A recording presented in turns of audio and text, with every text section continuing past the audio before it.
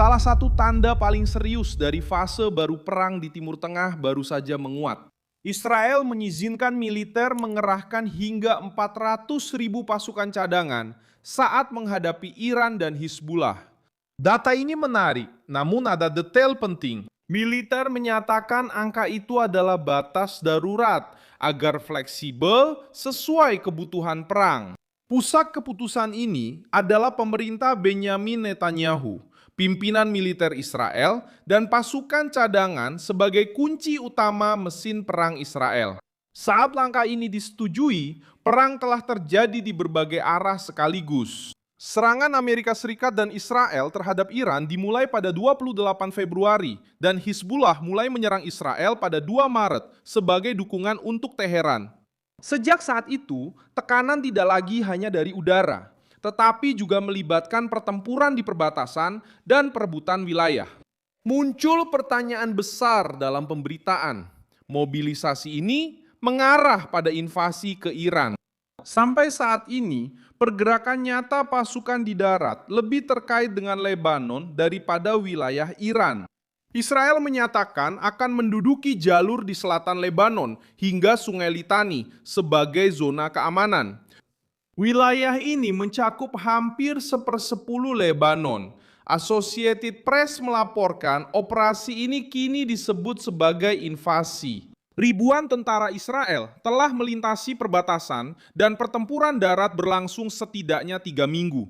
Dalam konteks ini, Iran menjadi front besar lainnya dalam perang ini.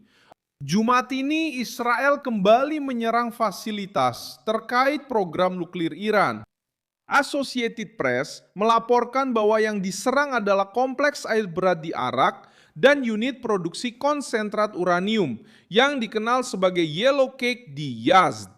Beberapa jam setelah Israel memperingatkan bahwa mereka akan meningkatkan dan memperluas kampanye terhadap Teheran, konfrontasi dengan Iran tetap sengit dan meningkat, namun berupa pemboman, rudal, dan serangan ke infrastruktur strategis, bukan lewat pengumuman resmi pengerahan pasukan darat.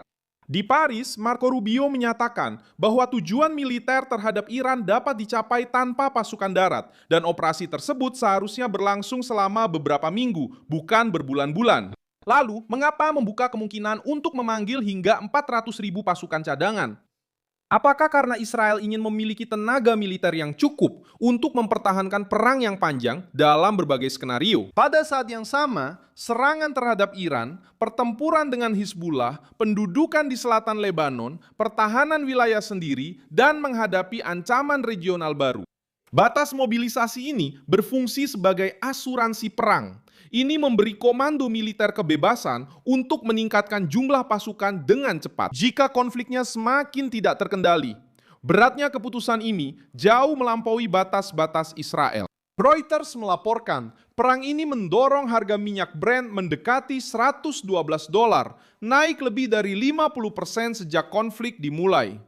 Gangguan di Selat Hormuz terus mengguncang energi, transportasi, dan pasar global. Karena itu, mobilisasi ini sangat menakutkan. Ini bukan hanya soal militer. Ini adalah peringatan bahwa krisis ini masih jauh dari solusi yang pasti. Yang jelas dan terbukti adalah adanya lonjakan militer yang sangat besar, yaitu izin untuk memanggil hingga 400.000 tentara cadangan. Invasi yang diakui oleh sebagian media internasional di selatan Lebanon dan kampanye udara yang makin agresif terhadap target Iran. Jika diplomasi gagal dan konflik meningkat lagi, jumlah itu bisa menjadi dasar bagi eskalasi baru. Berdasarkan fakta yang ada, Israel bersiap untuk semua skenario.